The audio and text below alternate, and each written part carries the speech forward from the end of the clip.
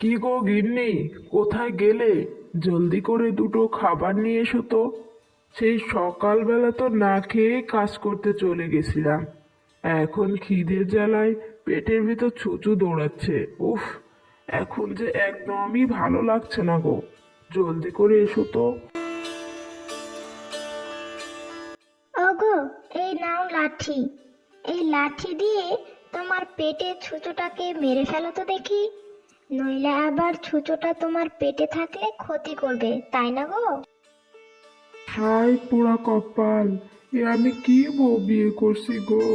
শেষে কিনা একটা বোকা বউ বিয়ে করে নিজের কপালে নিজেই কুড়ুল মারছি।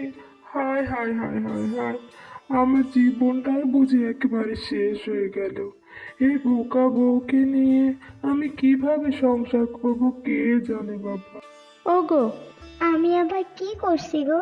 তুমি এত রেগে যাচ্ছ কেন? আমি তো তোমার ভালোর জন্যই ছুঁচোটাকে মারতে একটা লাঠি নিয়ে এসেছি। তুমি আর দেরি করো না, এক্ষুনি লাঠিটা দিয়ে তোমার পেটের ছুঁচোটাকে একেবারে মেরে ফেলো তো দেখি।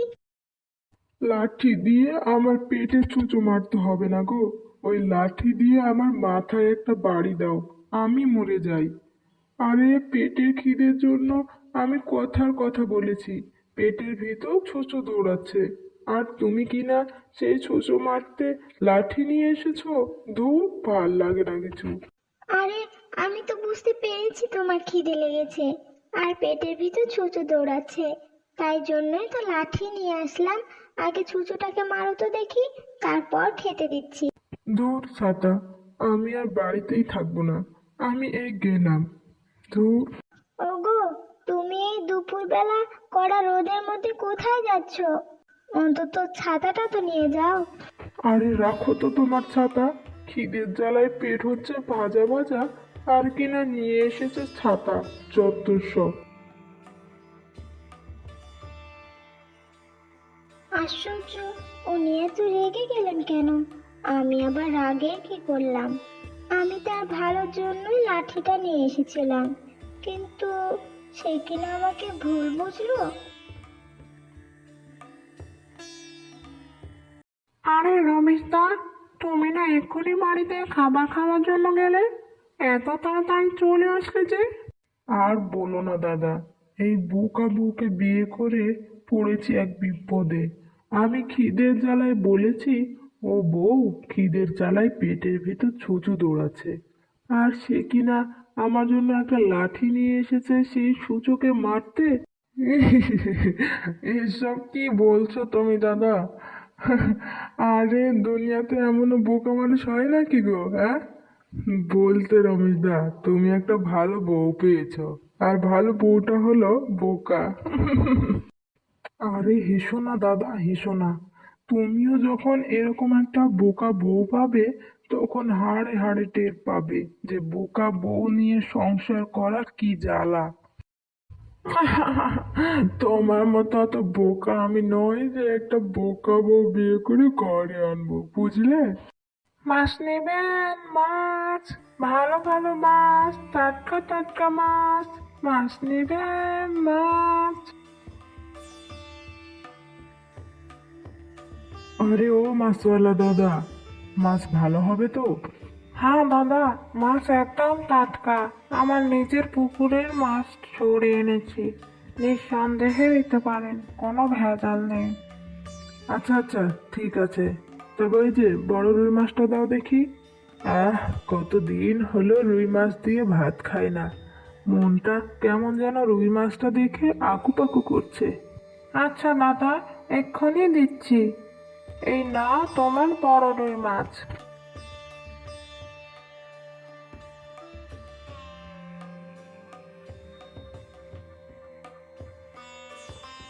গিন্নি, এই যে রুই মাছ, যাও যাও, এই বড় রুই মাছটা সুন্দর করে রান্না করো তো দেখি। আর শোনো, রুই মাছটা একটু দেখে শুনে রান্না করবে, বুঝেছো? বুঝে শুনে রান্না করব? আচ্ছা ঠিক আছে, আপনি কোনো চিন্তা করবেন না। আমি দেখে শুনেই রুই মাছটা রান্না করব। দেখবেন আপনার খুব পছন্দ হবে। আচ্ছা ঠিক আছে, এখন জলদি করে যাও, মাছটা আমাকে রেঁধে দাও তো, আমার অনেক দিন ধরে রুই মাছ খেতে মন চাইছে। ওমা, দেখো দেখি, আমি একদমই ভুলে গেছি। আমাকে তো উনি মাছ দেখে শুনে রান্না করতে বলেছিলেন, আর আমি কি না না দেখেই মাছ রান্না করছি। না না, এখন আমি সারাটা সময় মাছ দেখে শুনে রাঁধবো। দেখে শুনে মাছ রান্না করতে উনি আমাকে বলেছে।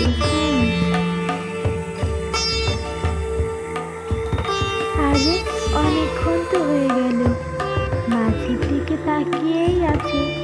এবার বুঝি মাছ দেখে শুনে রান্না হয়ে গেছে। এখন যাই, ওনাকে মাছ ভাত খেতে দেই। আজ উনি অনেক খুশি হবেন। ওগো, এই নাও তোমার বড় রুই মাছ। আমি কিন্তু আজকে মাছ দেখে শুনেই রেঁধেছি। এখন তুমি খেয়ে দেখো তো কেমন হয়েছে। আচ্ছা ঠিক আছে গিন্নি, তুমি অপেক্ষা করো, আমি এক্ষুনি খেয়ে বলছি তোমার রান্না কেমন হয়েছে। এ কি, তুমি এসব কি কি রান্না করেছো? এসব মানুষে খায়? হ্যাঁ, কেন গো, কি হয়েছে? মাছ রান্না বুঝি ভালো হয়নি, তাই না? এটাকে তোমার মাছ রান্না বলে? ছি ছি ছি ছি, তোমাকে আমি কিভাবে মাছ রান্না করতে বলেছি আর তুমি কিভাবে রান্না করেছো?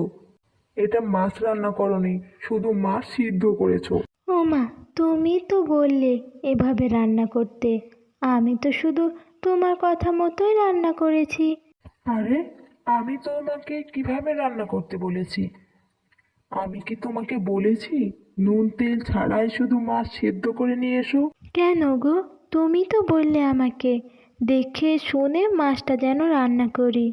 আর আমি তো তোমার কথা মতো চুলোয় মাছ বসিয়ে দিয়ে সারাক্ষণ দেখে শুনে রান্না করলাম। এখন যদি মজা না হয়, তাহলে কি আমার দোষ বলো তো? ভুল হয়েছে আমার, তোমাকে মাছ রান্না করতে বলাই আমার বেশ ঘাট হয়েছে গো। যত সব। এই শোনো, তুমি আজই তোমার বাপের বাড়ি চলে যাও। আমি তোমাকে এই বাড়িতে আর একটা দিনও রাখবো না। তুমি যাও, এখন এখান থেকে যাও।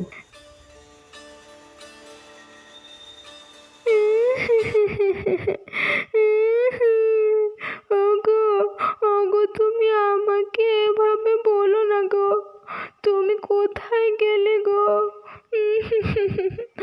আমি আমি তোমায় ছেড়ে বাপের বাড়ি যাব না গো।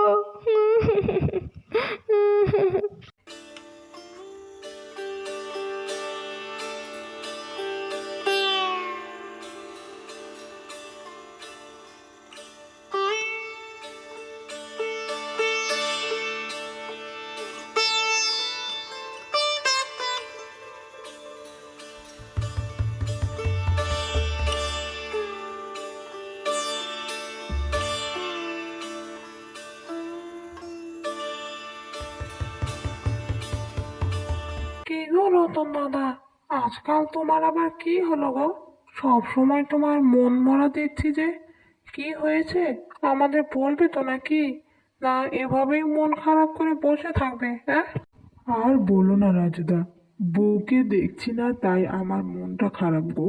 সে যাই বলো রমেশদা, তোমার বউটা বোকা আছে বলেই তুমি ভালো আছো, নইলে যে তোমার সংসারে কি হতো সেটা আর নাই বা বলি।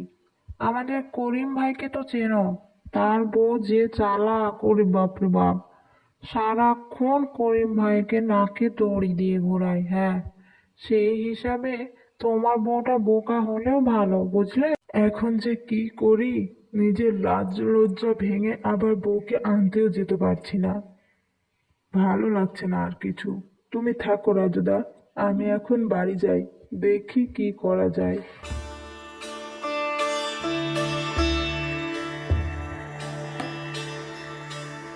এই যা, বৃষ্টি যে শুরু হয়ে গেল। এখন এই বৃষ্টির দিনে তো আর এইসব তরকারি দিয়ে ভাত ভালো লাগবে না। যদি একটু গরুর মাংস কষা আর গরম গরম খিচুড়ি হতো, আহ, পেট ভরে খেতাম। আজকে যদি বউটা বাড়িতে থাকতো তাহলে ওকে দিয়ে একটু রান্না করাতে পারতাম, কিন্তু ওকে তো আমি বকাঝকা করে বাপের বাড়িতে রেখে এসেছি। এখন আবার ওকে আনতে যাব? না, এই বউকে ছাড়া যে আমার একদিনও ভালো লাগছে না। এ যাই যাই, ছাতাটা মাথায় দিয়ে বউকে নিয়ে আসি গিয়ে।